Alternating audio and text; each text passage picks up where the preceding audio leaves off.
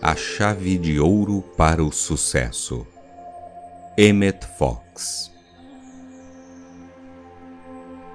Entre as chaves que Emmett Fox deu aos seus seguidores, nenhuma é mais famosa do que o seu ensaio chamado A Chave de Ouro.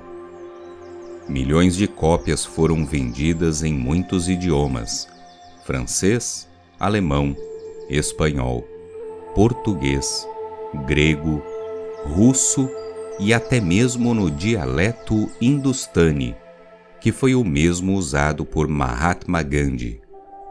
Em todas as partes do mundo onde esse conhecimento foi difundido, um grande número de indivíduos comprovaram em sua própria vida a eficácia dele, conquistando mudanças para si, seus amigos e parentes.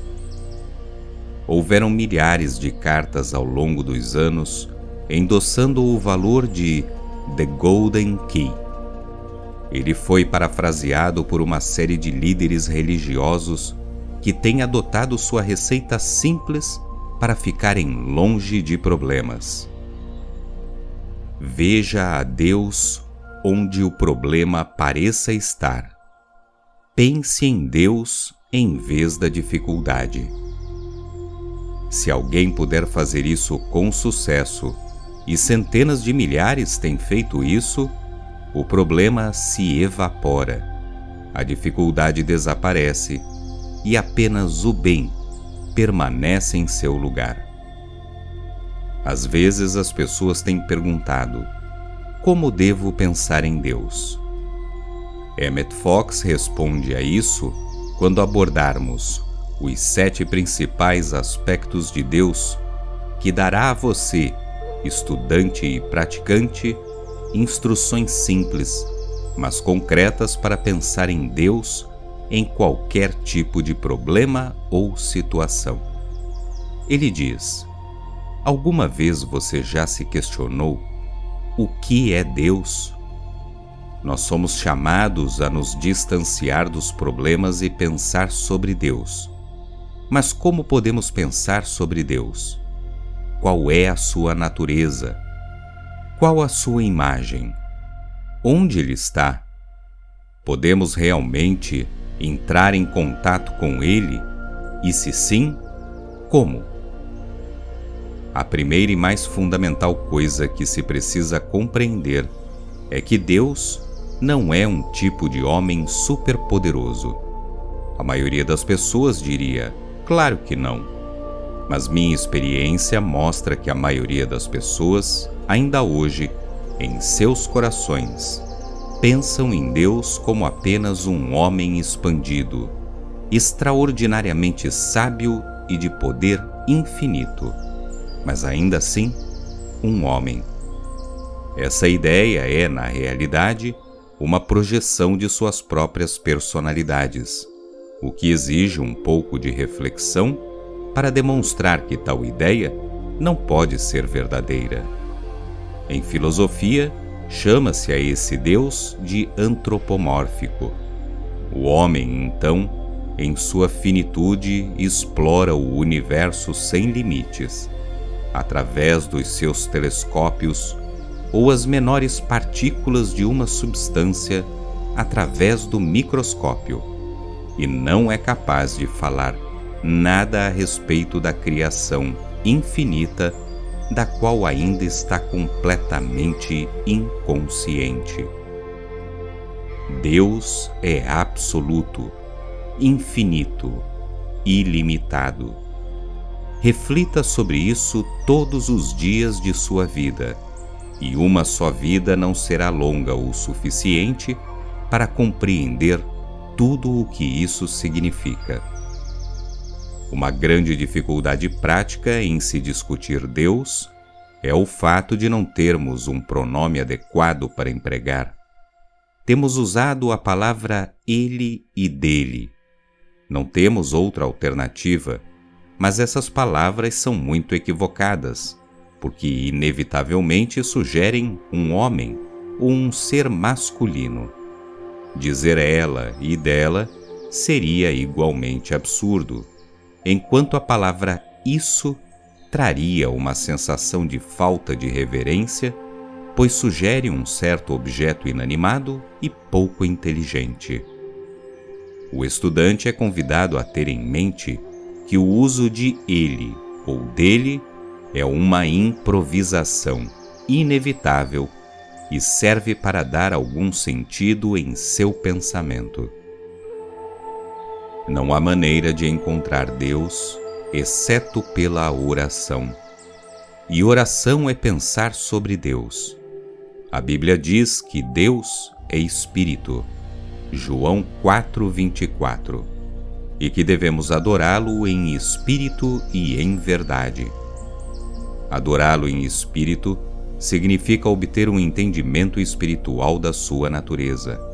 E vamos agora nos esforçar para fazer isso. Não devemos tentar definir Deus, porque isso seria limitá-lo, mas temos diante de nós seus efeitos práticos, como um excelente conhecimento do trabalho de Deus. Nós devemos fazer isso, considerando os diferentes aspectos da sua natureza, um por um. Existem 7 principais aspectos, mais importante do que quaisquer outros, 7 verdades fundamentais sobre Deus, e todas as demais são apenas combinações deles. Estas verdades nunca mudam. Elas eram as mesmas 1 bilhão de anos atrás e serão as mesmas 1 bilhão de anos adiante. Então, naturalmente, é conveniente chegarmos a uma clara compreensão, tanto quanto possível, destes 7 aspectos principais. Isto pode ser feito pensando-se nelas detidamente, comparando-as e identificando-as nas experiências da vida cotidiana. Esta é uma forma de oração muito poderosa. A maneira mais rápida para resolver um problema em particular é meditar sobre seus aspectos. Se pensar em qualquer aspecto de Deus, conseguirá resolver um problema. Mas se você selecionar o aspecto certo, obterá o resultado mais rápida e facilmente. O primeiro aspecto principal é vida. Deus é vida. Deus não é apenas viver, nem aquele que dá a vida, mas Deus é a vida. Deus é a sua vida, e a vida é existência, ou ser. Perceba Deus em seu aspecto vida e se curará de doenças, da crença em estar ficando velho ou velha, e para qualquer tipo de depressão ou falta de coragem. Se uma pessoa parece não ter ambição em sua vida, deve ser tratada para perceber a presença divina na vida dela. Você, é claro, pode curar animais e plantas também. Animais geralmente respondem rapidamente a este tratamento, e as plantas mais rapidamente ainda. Mas não se deve tentar prolongar a vida de um animal além da faixa etária considerada avançada para a sua espécie. A alegria é uma das mais altas expressões de Deus como vida. Na verdade, é uma mistura de vida e amor. A Bíblia diz que os filhos de Deus gritam de alegria, e isso significa que ele é extremamente feliz, porque está expressando a vida de Deus nele próprio em um nível de elevada potência. O segundo aspecto principal de Deus é verdade. Deus é a verdade. Deus não é algo verdadeiro, mas a própria verdade imutável. Existem muitas coisas que são relativamente verdadeiras em determinados tempos e lugares, mas Deus é verdade absoluta, em todos os momentos e em todas as circunstâncias. É necessário saber a verdade sobre qualquer condição para curá-la. Jesus disse: "Conhecei a verdade, e a verdade vos libertará." João 8:32. A verdade é o grande curador. Você também deve perceber Deus como verdade quando precisar saber algo sobre qualquer assunto, ou se suspeita estar envolvido em uma situação de falsidade ou que possa lhe causar dano. Se tiver razão para acreditar que alguém está tentando lhe enganar, pense em Deus como a verdade e afirme que essa verdade divina habita na pessoa em questão e se expressa através dela. Se compreender isso claramente o suficiente, ela irá em seguida ser verdadeira com você. Quando tiver de realizar um negócio importante, como a assinatura de um contrato, passe alguns minutos meditando e invocando a verdade divina. E se houver qualquer coisa que você deva saber, ela lhe será revelada. Percebendo Deus como verdade, você economizará horas de trabalho pesquisando sobre qualquer assunto.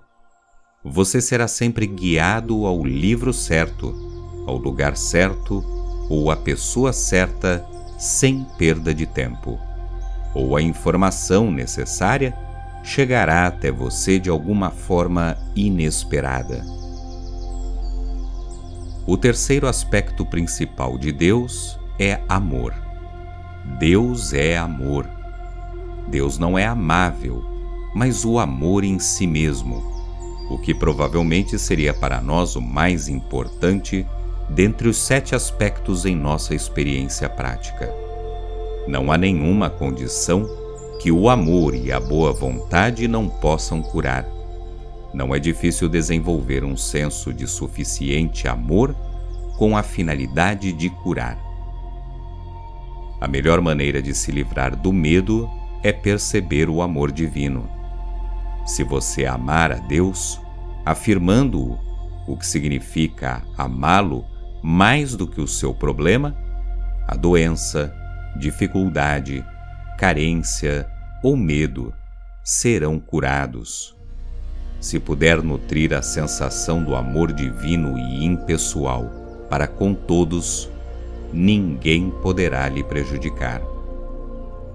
Há apenas um remédio para o medo, e ele está em sentir o amor divino, pensando nele, refletindo sobre ele, e assim o expressará na prática. Não fale com os outros sobre o objeto de suas orações. Não diga às pessoas que você está orando por esta ou aquela coisa ou de tal e qual maneira. Guarda estes assuntos da sua alma no secreto do seu coração. Igualmente, quando começar a obter a realização, não corra para comunicar sobre isso imediatamente. Guarde para si, até que tenha tido tempo para cristalizar. Quando Jesus curou as pessoas, ele disse: "Vá e não conte a ninguém." O quarto aspecto principal de Deus é inteligência. Deus não é meramente inteligente. Deus é a própria inteligência. Quando você percebe claramente que este é um universo inteligente, ele fará uma grande diferença na sua vida. É óbvio que, em um universo inteligente, não pode haver qualquer desarmonia, porque todas as coisas devem trabalhar juntas para o bem comum. É especialmente importante perceber que Deus é inteligência, porque às vezes acontece que quando as pessoas superam a ideia infantil de que Deus é apenas um super-homem, elas vão para o outro extremo e pensam em Deus como uma força cega, tal qual a gravidade ou a eletricidade. Isto significa que elas perderam todo o sentido do amor e paternidade de Deus e essa ideia como uma versão melhorada de um sutil ateísmo. Na verdade, este ponto de vista não está muito além da atitude materialista, que é geralmente um indivíduo crente naquilo que ele chama de leis da natureza. Embora Deus não seja uma pessoa no sentido usual da palavra, ele tem todas as qualidades da personalidade, exceto a sua limitação. Pense em Deus como um pai amoroso, sempre pronto para curar e confortar. Lembre-se que Deus lhe conhece, ama e cuida de você, que Ele é e tem infinita inteligência, e que é e tem todo o poder, que sua natureza é perfeito amor divino. Volte-se para Deus hoje, da mesma forma e com o mesmo espírito de quando tinha apenas 5 ou 6 anos de idade, e terá adquirido uma maior e melhor compreensão sobre ele. Quando as coisas em sua vida parecem caminhar de forma errada, busque tratamento através da inteligência divina.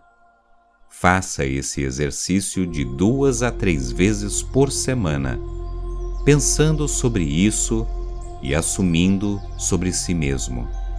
Esta prática fará com que todas as atividades da sua vida sigam de forma mais eficiente. O quinto aspecto principal de Deus é alma, com A maiúsculo. Não a confunda com aquela que se escreve com letra minúscula, que é o que a psicologia moderna chama de psique, um outro nome para sua mente humana, a qual consiste no seu intelecto e sentidos. Alma é o aspecto de Deus em virtude do qual Ele é capaz de individualizar a si próprio. A palavra indivíduo significa indivisível, e Deus tem o poder de individualizar a si mesmo sem, por assim dizer, fragmentar-se em partes.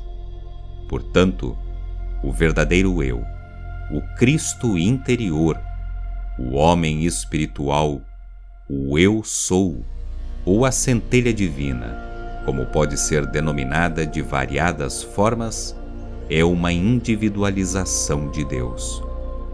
Você é a presença de Deus no ponto onde está. E isso, é claro, não significa que você é seu Deus pessoal. Você é uma individualização do único Deus. João 10:84. O aspecto de Deus como alma é o único a ser percebido quando você é chamado a desempenhar alguma tarefa ou a realizar alguma responsabilidade que parece grande demais para você. Se perceber isso claro o suficiente, ficará espantado com a forma como tudo correrá, tendo uma fonte permanente de recursos para desempenhar qualquer atribuição. Tudo o que tem de fazer é uma boa prática para se lembrar de que Deus é quem realiza através de você. Como alguém já afirmou acertadamente, o homem é o meio pelo qual, ou seja, o canal, através do qual Deus trabalha. O sexto aspecto principal de Deus é Espírito. Deus é Espírito. João 4:24. O Espírito não pode ser destruído ou danificado, ferido, degradado ou contaminado de forma alguma. Ele não pode se deteriorar, envelhecer ou cansar.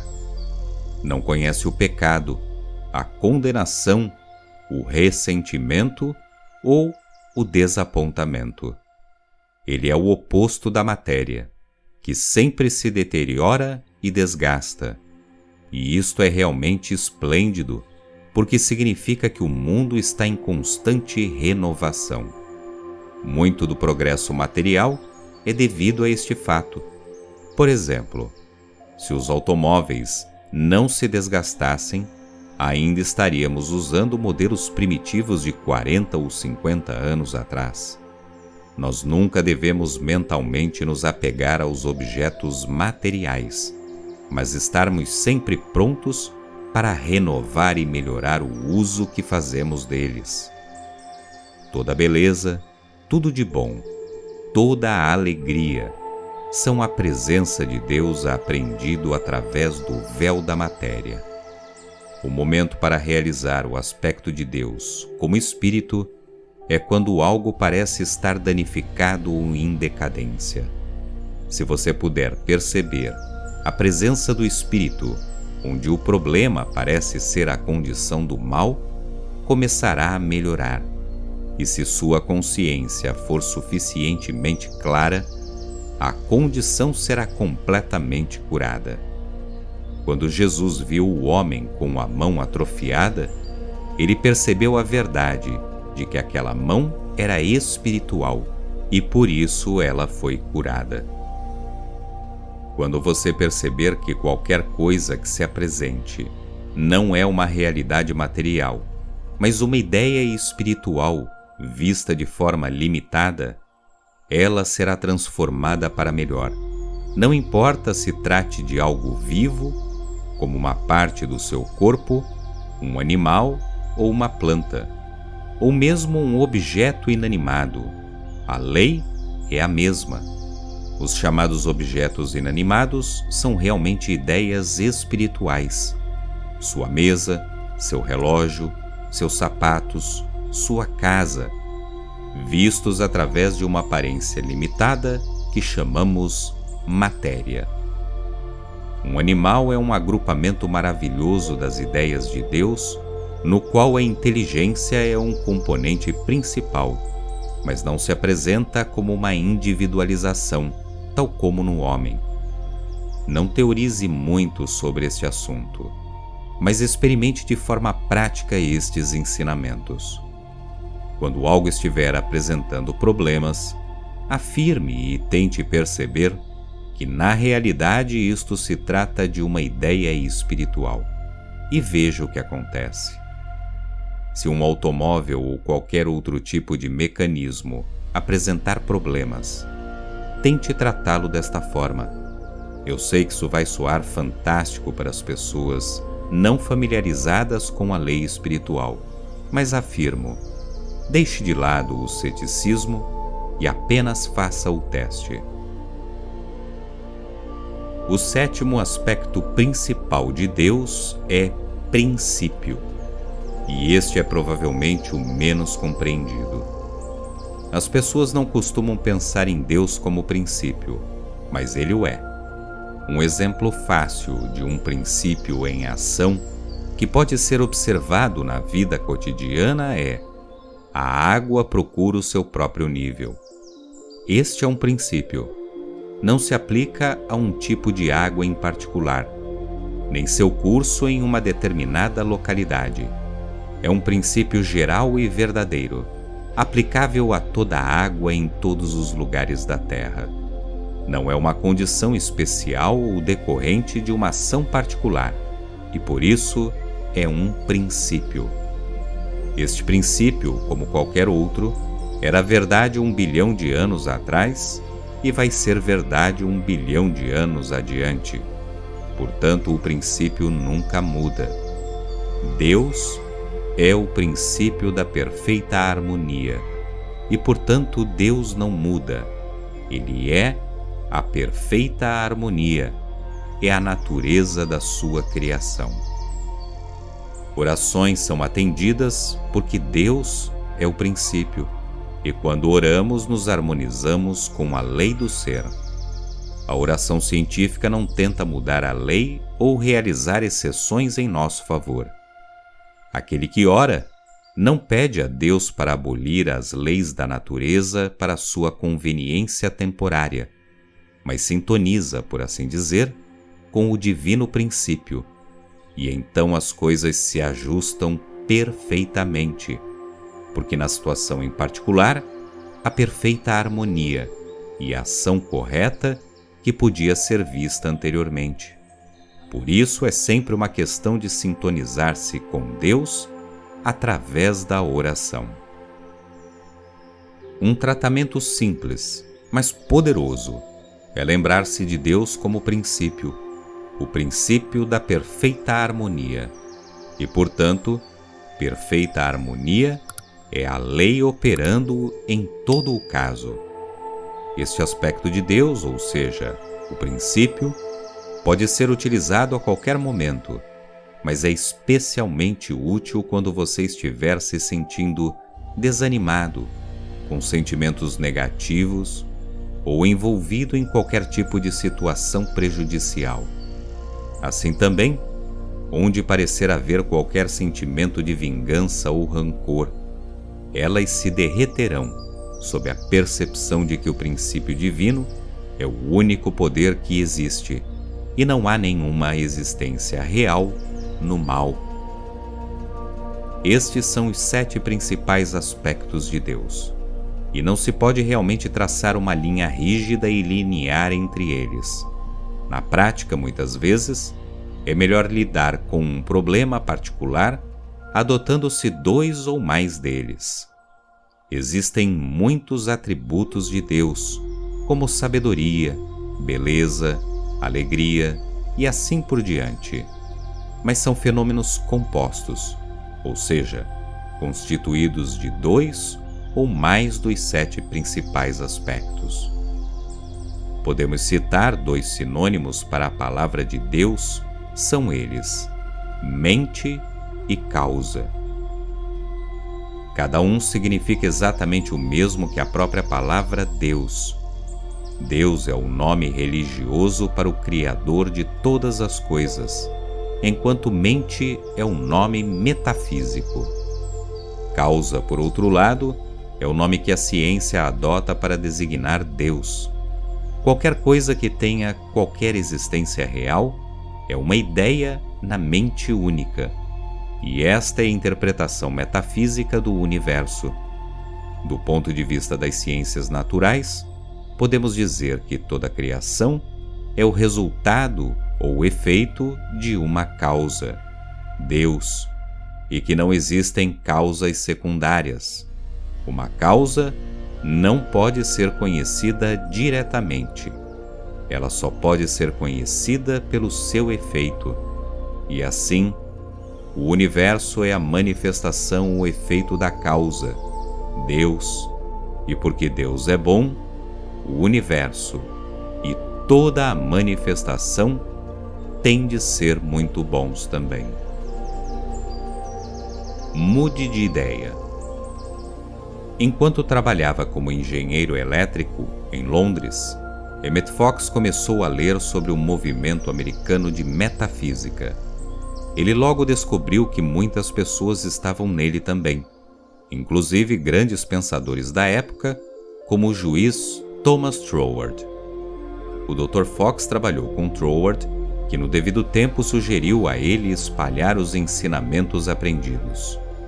Durante vários anos antes de vir para a América, Emmett Fox ministrou extensivas palestras por toda a Inglaterra e Escócia, em centros do novo pensamento, agremiações de psicologia e entidades de pensamento superior. Suas palestras se tornaram tão populares que ele estabeleceu reuniões regulares aos domingos à noite no Wigmore Hall em Londres. Seu tema central naquela época era como alterar a sua vida, porque sentiu a ideia de poder tirar as pessoas de sua visão estreita e conservadora. Alterando as suas mentes, alteraria suas reações às circunstâncias e condições. Tanta ênfase foi dada nesses ensinamentos que entre seus seguidores mais ávidos passou a ser conhecido como Fox Vida Nova. Claro, ele trouxe essa chave de ouro para a América e produziu transformações em incontáveis vidas. Ele afirma o seguinte: não há nenhuma necessidade de que o ser humano seja infeliz. Não há necessidade de que ele seja triste. Não existe necessidade para que ele seja decepcionado, oprimido ou prejudicado. Não há necessidade de que seja doente, falho ou desanimado. Não há necessidade de que nada que não seja sucesso, boa saúde, prosperidade, um estado de abundância e alegria na vida. Sucesso e felicidade são condições naturais da humanidade. Demonstrar essa realidade em nossas vidas é realmente muito mais fácil do que manifestar o seu contrário. Maus hábitos de pensar e de agir podem obscurecer esse fato por algum tempo, assim como andar, se sentar, segurar uma caneta ou um instrumento musical de maneira errada pode parecer mais fácil do que a maneira correta, simplesmente porque estamos habituados a ela. Mas a maneira correta é, na realidade, muito mais fácil. Você não deve se sujeitar a qualquer coisa. Nunca deve estar disposto a aceitar menos do que saúde, harmonia e felicidade. Elas são o seu direito divino como filhos e filhas de Deus. E é apenas um mau hábito inconsciente como regra que faz você se sentir satisfeito com menos. Você pode ter prosperidade, não importa quais sejam as suas circunstâncias presentes. Pode ter saúde e exibir ótima condição física. Pode ter uma vida feliz e alegre, uma bela casa de sua preferência, amigos e companheiros agradáveis. Você pode ter uma vida plena, livre, alegre, independente e sem obstáculos. Pode se tornar seu próprio mestre, mas para fazer isso, você deve definitivamente tomar o leme do seu próprio destino e se orientar com coragem e firmeza para o rumo que pretende tomar. Aliás, o que você está fazendo pelo seu futuro? Você está contente em deixar que as coisas simplesmente vaguem à deriva, na esperança de, como diz Mr. Micawber, algo surja para transformar-lhe?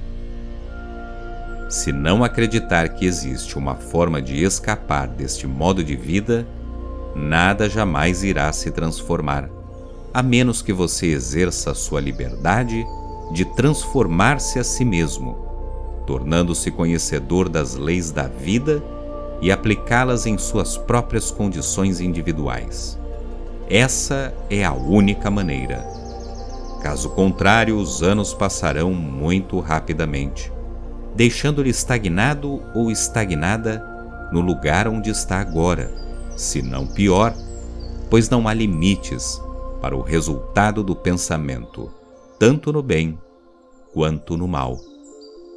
O homem tem domínio sobre todas as coisas, quando conhece a lei do ser e a obedece.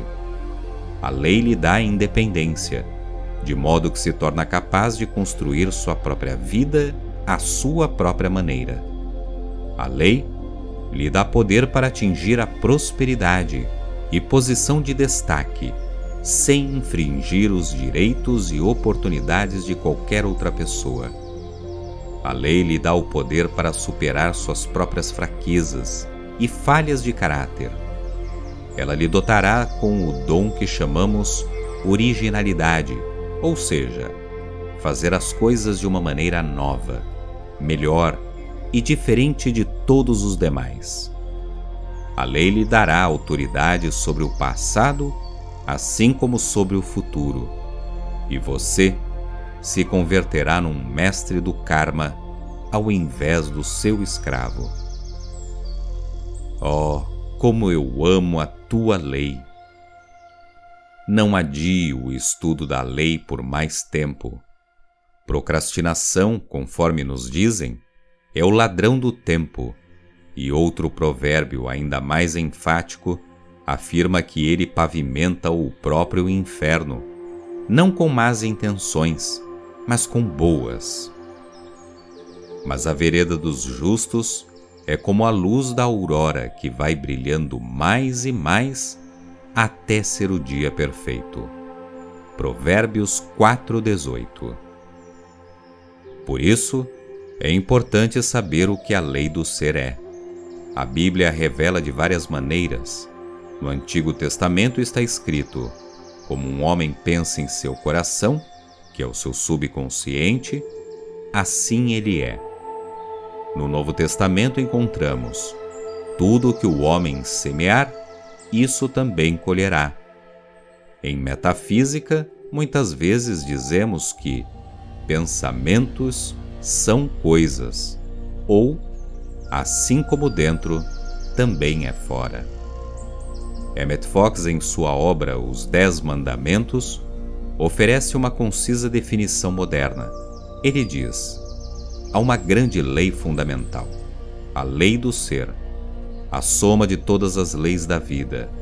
É o seguinte: o que vem a você, qualquer coisa que lhe acontece, tudo o que o rodeia, está de acordo com a sua consciência e nada mais. Que tudo que está na sua consciência deve se manifestar, não importa o quanto possam querer impedir. Assim também, tudo aquilo que não está na sua consciência não pode vir a acontecer.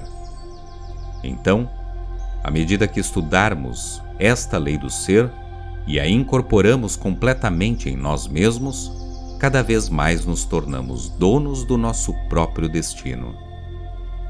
Faça um balanço de sua vida hoje mesmo. Sente-se em silêncio por alguns instantes e em seguida tome lápis e papel e anote as 3 coisas que você mais deseja na vida. Seja franco sobre isso. Anote as coisas que você realmente deseja, não as coisas que você acha que deveria desejar. Seja específico, não vago. Então, abaixo disso, anote 3 coisas ou condições que você deseja remover da sua vida. Mais uma vez, seja claro e específico. Se fizer isso com absoluta honestidade, terá diante de si uma análise extremamente valiosa de sua própria mentalidade. No decorrer dos dias, você perceberá novas coisas sobre você mesmo. Suspeito, inclusive, que surjam elementos além dos 6 mencionados, e como o seu conhecimento da verdade espiritual está aumentando, você será capaz de lidar com um novo conhecimento sobre si mesmo de uma forma surpreendente. Agora, tendo obtido os 6 pontos à sua frente, trabalhe-os separadamente por alguns minutos com todo o conhecimento espiritual e metafísico que você possui. Não se preocupe se no início você sentir que seu conhecimento espiritual é escasso. Ele aumentará gradativamente enquanto repetir seu tratamento a cada dia por 1 mês. Não perca um único dia, e no final desse tempo, você ficará impressionado com as impressionantes mudanças que se manifestaram em suas condições.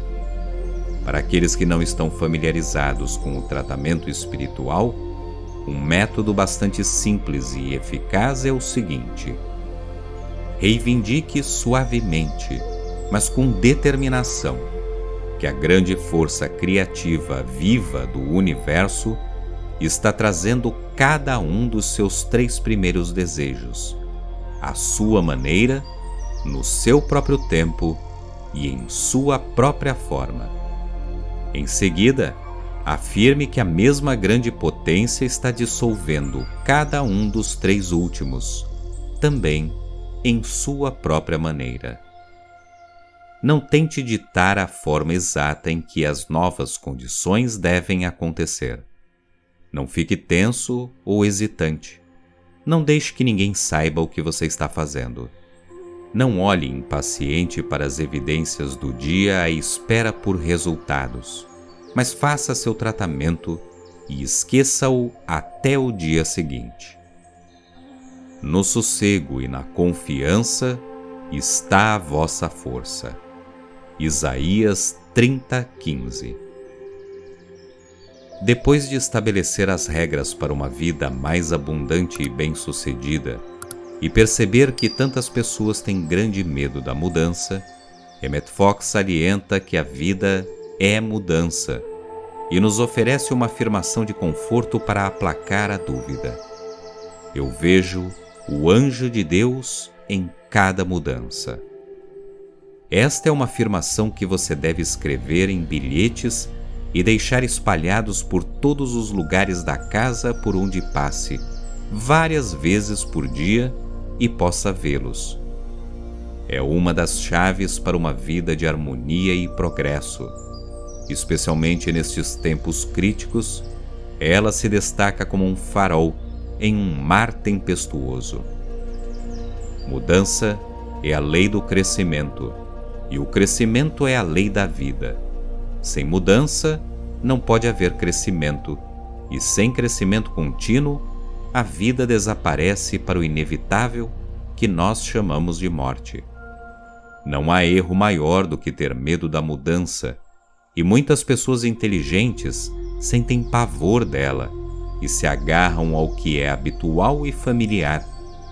Para se ter medo da mudança, é necessário duvidar da providência de Deus. Trata-se de um medo ignorante do desconhecido. Não fosse pela bênção da mudança, os homens ainda seriam selvagens primitivos, vivendo em cavernas, e você mesmo não seria mais do que uma criança nas dimensões mentais e intelectuais, não é mesmo? Dê boas-vindas a cada mudança que entrar em qualquer fase da sua vida. Afirme que tudo surge como potencial para externalizar o bem, e ele virá. Veja o anjo de Deus na mudança, e este anjo fará novas todas as coisas. Emmett Fox dá ainda uma orientação final: mude sua mente e tudo mais mudará.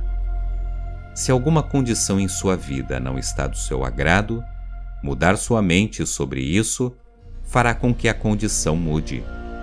Se alguém é desagradável para você, mude de ideia sobre ele ou ela, e ele ou ela mudará. Se houver alguma memória triste lhe perseguindo, mudar de ideia sobre ela fará com que ela seja alterada. A maioria dos estudantes de metafísica está pronta para mudar sua mente sobre um problema, especialmente após assistirem a uma palestra ou falarem com algum professor. Mas eles não são capazes de sustentar a mudança. Este é o cerne da questão. Se você pretende mudar sua mente acerca de qualquer coisa, é absolutamente essencial manter-se na mudança, a fim de que a coisa mude também. É a manutenção da mudança no pensamento que parece ser o grande desafio. Ela exige vigilância e determinação, mas certamente é vantajosa, uma vez que é a chave para o autodomínio. Faça uma experiência agora. Mude de ideia em relação a alguma coisa em particular em sua vida e mantenha essa mudança em sua mente. Eu garanto que você vai se surpreender e encantar com o resultado. Emmett Fox cita como Jesus declarou a mudança espiritual completa na senda da verdade: você deve nascer de novo. Nos é dito que Jesus ensinava as pessoas simples, as quais o ouviam com prazer. Isto pode ser facilmente compreendido a partir de um estudo superficial dos evangelhos. O homem comum, pela teologia ou filosofia, tem uma interface intuitiva para perceber a verdade fundamental quando entra em contato com ela, mesmo sem qualquer treinamento. Realizações intelectuais podem facilmente gerar orgulho espiritual, e este é o único pecado sobre o qual o nosso Senhor foi enfático. No entanto, entre os que aprenderam, também havia aqueles espiritualmente mais avançados, que se sentiam atraídos pelo novo professor. Ele foi pouco convencional, irremediavelmente distanciado das autoridades eclesiásticas e desprendido das velhas tradições. Ainda assim, pregava com profundidade e encontrou seguidores e amigos entre os pequenos e os grandes. Um deles que se sentiam irresistivelmente atraídos para buscar mais luz foi Nicodemos. Ele teve sede das coisas divinas, mas a coragem moral não era seu ponto forte, e por isso ele procurava o professor durante a noite. Suas visitas periódicas eram prova convincente do desejo que nutria. É evidente que o desdobramento de sua natureza espiritual foi, apesar dos defeitos de caráter, a principal coisa em sua vida, e é evidente que ele não estava satisfeito com o progresso que estava fazendo. Jesus, ele acreditava, tinha algo para dar que era vital, e que o presente poderia ser um segredo que até então lhe escapava, uma chave para desbloquear o tesouro espiritual da sua alma. Jesus poderia ser capaz de mostrar por que, como diríamos em linguagem moderna, ele tinha didática para explicar, e a explicação do mestre era simples, concisa, quase esmagadora em sua franqueza. Ele disse: "Você deve nascer de novo." Esta declaração resume toda a ciência da demonstração, pois é a base da prática espiritual. É, na verdade, um livro metafísica comprimido em 5 palavras. Você está onde está porque você é a pessoa que é. Há apenas um caminho debaixo do céu pelo qual você pode ser alçado a qualquer outra condição, e é se tornando outra pessoa. A pessoa que você é não pode estar em qualquer outro lugar. Uma pessoa diferente não pode ficar onde você está agora. Você pode ir tão alto quanto quiser, e não há limites para a altura que pode alcançar o seu voo, mas você deve nascer de novo. Por que é que nós fazemos tão poucos progressos em relação ao que podemos e devemos fazer, tendo em conta o conhecimento que adquirimos destas verdades, pelo menos na teoria? Por que nós não somos capazes de mudar do dia para a noite, de semana para semana, de glória em glória, até que nossos amigos dificilmente possam nos reconhecer como os mesmos homens e mulheres? Por que não marchamos sobre o mundo, parecendo deuses e sentindo isso, curando instantaneamente todos os que vêm a nós, remindo os pecados, libertando os cativos e, de modo geral, fazendo as obras? Quem nos impede? A resposta para essas perguntas é que a demonstração, como todas as outras coisas, tem o seu preço, e o preço é nascer de novo. Mas no secreto dos nossos corações, com frequência, esse é um preço que não estamos dispostos a pagar.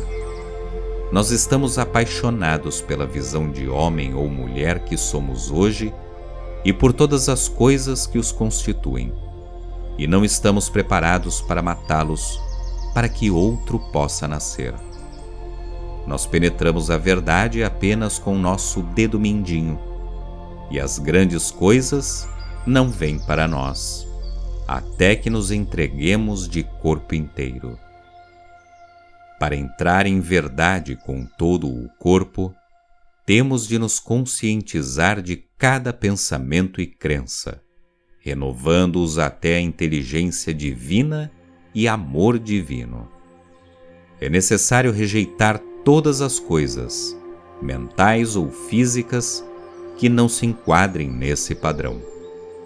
É preciso reverter cada opinião, cada hábito de pensamento, cada política, todos os aspectos da conduta prática, sem qualquer exceção.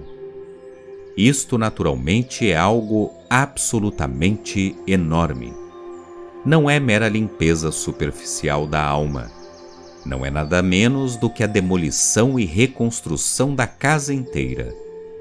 Isto é o que Paulo quis dizer ao afirmar morrer diariamente. Trata-se de abandonar todos os preconceitos que você herdou e adquiriu ao longo de toda a sua vida. Significa extirpar todas as pequenas falhas de caráter, vaidades, mesquinharias, enganos e todas essas formas menores de egoísmo e orgulho que cristalizam suas articulações espirituais e são tão caras a você. Isso pode significar desistir da coisa mais importante em sua vida presente. Mas se fizer corretamente, esse é um preço justo a ser pago. Se você não estiver preparado para pagar esse preço, não tem problema. Mas não deve esperar receber da lei mais do que é capaz de pagar. Um dedo de verdade é bom, mas só pode produzir o resultado relativo a um dedo. Para uma demonstração de corpo inteiro, todo o corpo deve estar cheio de luz. Você deve nascer de novo. Um tremendo passo nesse sentido é se colocar num programa de dieta mental diário. O mais importante de todos os fatores em sua vida é a dieta mental, através da qual você vive. É o alimento que fornece à sua mente que determina todo o caráter da sua vida.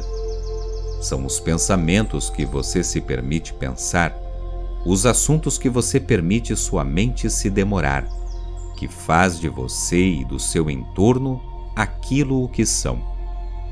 Em outras palavras, é você quem escolhe sua vida, isto é, você escolhe todas as condições da sua vida ao escolher os pensamentos nos quais permite sua mente habitar.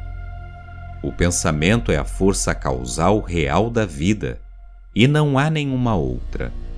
Você não pode ter um tipo de mente e outro tipo de ambiente. Isto significa que você não pode mudar seu ambiente, deixando sua mente inalterada.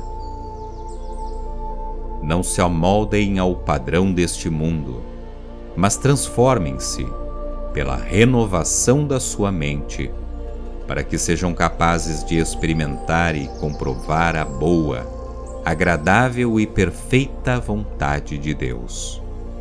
Romanos 12:2. Então agora você é capaz de ver que sua dieta mental é realmente a coisa mais importante da vida inteira. Treine-se para escolher o tema sobre o qual se debruçará seu pensamento a qualquer momento. E também escolhe o tom emocional, humor e tonalidade afetiva. Sim, você pode escolher o seu humor.